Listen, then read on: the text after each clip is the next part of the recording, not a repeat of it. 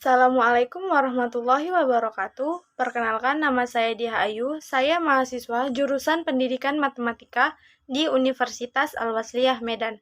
Pada kesempatan kali ini, saya akan membahas tentang kurikulum luar negeri. Kurikulum dan sistem pendidikan sebagai aspek yang penting bagi keberhasilan dan persaingan perkembangan suatu negara. Masalah kurikulum dan sistem pendidikan matematika di berbagai negara sebagai pembanding pola pendidikan di Indonesia memang perannya penting bagi perkembangan peradaban sebuah bangsa. Pendidikan dan kemajuan bangsa bagaikan dua sisi mata uang. Keberadaannya saling berkaitan dan tidak bisa dipisahkan. Oleh karena itu, kemajuan bangsa sejatinya tidak lepas dari peranan pendidikan bagi semua negara dan memanfaatkan demi kemajuan pendidikan di tanah air. Kurikulum dan sistem pendidikan juga dipengaruhi faktor-faktor lain seperti political will dan dinamika sosial. Lembaga legislatif dan eksekutif sangat berperan dalam menyusun regulasi penyelenggaraan sistem pendidikan. Sistem pendidikan di luar negeri. 1. Australia. Sekolah di Australia dibagi menjadi dua golongan, yaitu sekolah negeri dan swasta. Kebanyakan sekolah bertipe co-educational atau menerima pelajar pria maupun wanita, dengan pengecualian beberapa sekolah menengah swasta. Secara umum, lamanya pendidikan dasar dan menengah di Australia sama dengan di Indonesia, yaitu 12 tahun. Wajib belajar di Australia adalah sampai dengan kelas 10, kelas 11, kelas 12 disebut dengan senior secondary. Setelah lulus dari kelas 12, pelajar akan mendapatkan kualifikasi Senior Secondary Certificate of Education di negara bagian masing-masing yang diakui untuk masuk ke universitas di Australia maupun di luar negeri. 2. Singapura.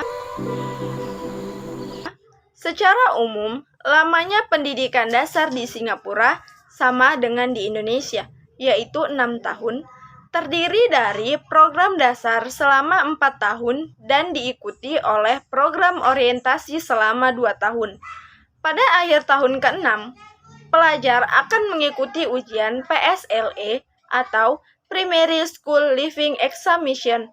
Kurikulum yang diajarkan lebih memfokuskan pada pengajaran bahasa Inggris, bahasa ibu seperti Cina, Melayu, dan Tamil, serta pelajaran matematika, ilmu pengetahuan alam, musik, seni rupa, dan kerajinan tangan, olahraga, dan pendidikan sosial. Setelah lulus ujian PSLE, pelajar akan meneruskan sekolah menengah dengan kurikulum U. 3. Malaysia. Di Malaysia ada beberapa macam tipe sekolah, yaitu sekolah menengah kebangsaan yang memakai bahasa Melayu sebagai pengantar, dan sekolah jenis kebangsaan yang menggunakan bahasa Inggris, Mandarin atau Tamil sebagai pengantar. Secara umum, lamanya pendidikan dasar di Malaysia sama dengan di Indonesia, yaitu 6 tahun. Pada akhir tahun ke-6, pelajar akan mengikuti UPSR atau Ujian Penilaian Sekolah Rendah. Setelah lulus UPSR, pelajar akan meneruskan ke sekolah menengah yang boleh dibagi menjadi 2 tingkat.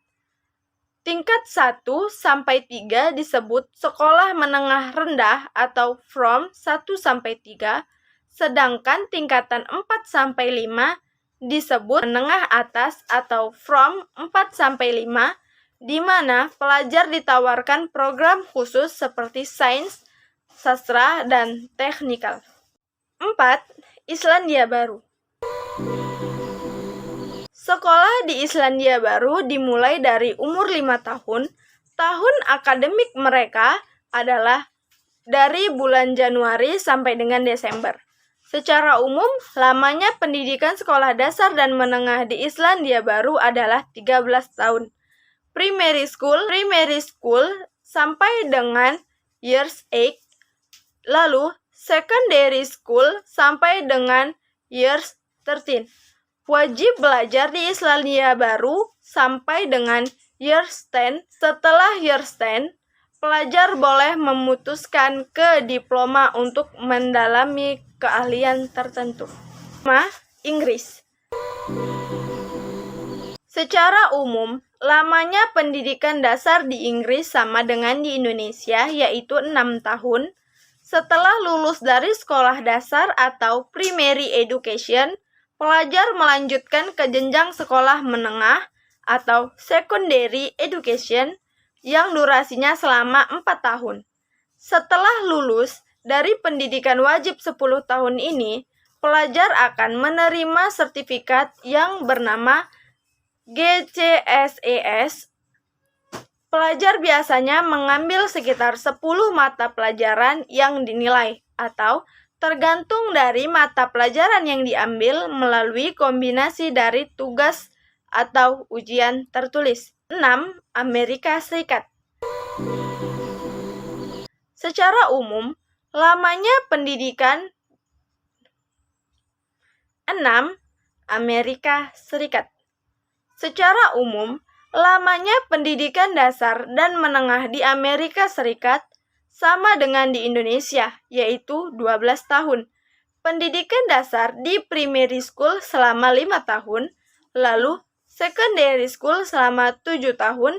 Setelah lulus dari 12 tahun, pelajar akan mendapatkan high school diploma yang diakui untuk masuk ke college and university di Amerika Serikat. 7. Swiss. Sistem sekolah wajib biasanya mencakup pendidikan dasar dan pendidikan sekunder.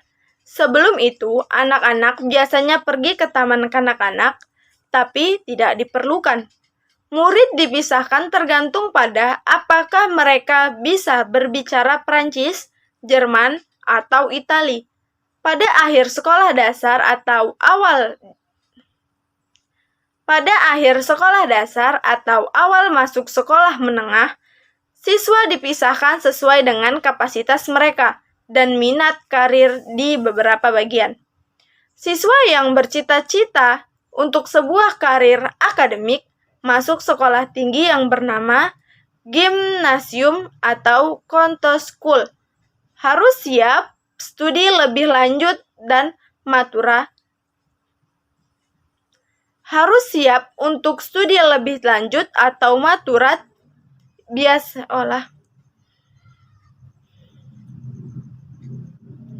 Harus siap untuk studi lebih lanjut dan matura biasanya memperoleh setelah 12 atau 13 tahun sekolah pada usia 18 atau 19 tahun. Siswa yang berminat untuk mengejar perdagangan atau pekerjaan melengkapi hanya 3 tahun tambahan sebelum memasuki pendidikan kejuruan yang diatur oleh hukum federal yang berdasarkan pada kerjasama bisnis swasta yang menawarkan pekerjaan, posisi pendidikan, dan sekolah umum yang menawarkan pelajaran sekolah wajib gratis kepada pendidik kerja. Ini sistem ganda yang disebut dengan pelatihan akademis dan kejuruan yang memiliki kelanjutan dalam sistem pendidikan tinggi. Perbedaan kurikulum di Indonesia dengan negara lain. Setelah membahas berbagai kurikulum di luar negeri, maka kita akan melakukan perbedaan kurikulum di Indonesia dengan negara lain. 1. Pendidikan dini atau eksplorasi sekitar. Beberapa sekolah di Indonesia menuntut anak untuk dapat langsung menulis, berhitung, maupun memberikan pelajaran yang bersifat akademis lainnya. Sedangkan pendidikan di luar negeri jauh lebih menekankan pada bermain, belajar interaksi, dan yang paling penting eksplorasi lingkungan sekitar.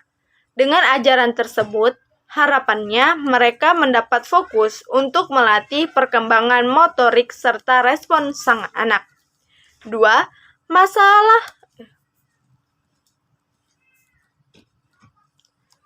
2. Masa orientasi sekolah yang relevan. Pasti banyak yang familiar dengan yang satu ini. Masa orientasi sekolah atau ospek di Indonesia lumayan identik dengan hal yang sebenarnya kurang relevan. Jika orientasi di Indonesia menganut sistem pengenalan yang seperti itu, di luar negeri seperti Amerika Serikat justru sangat berbeda.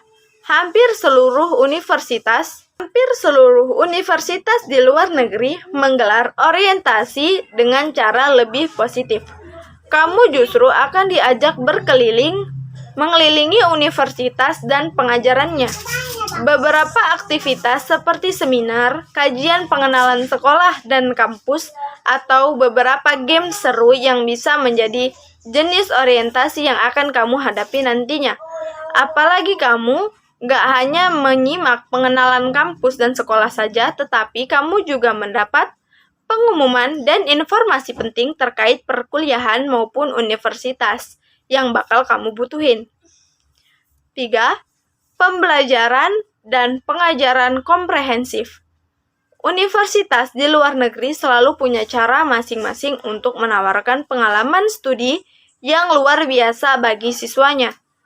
Banyak universitas berperingkat dunia yang menerapkan metode hands to learning, menyediakan klub untuk mengembangkan bakat dalam jurusan yang dipilih, hingga gaya pembelajaran yang diterapkan dalam kelas. Tenaga pengajarnya pun tidak main-main loh. Mereka biasanya sudah memiliki jam terbang tinggi dan bahkan meraih reputasi maupun akreditasi yang sangat baik. Sistem pembelajaran yang ditetapkan dijamin bersifat interaksi aktif dan melibatkan satu sama lain. Kamu akan menghadapi assessment seperti paper, saling bersinggungan dengan mahasiswa lain dan dosen melalui diskusi, seminar, dan juga praktikum.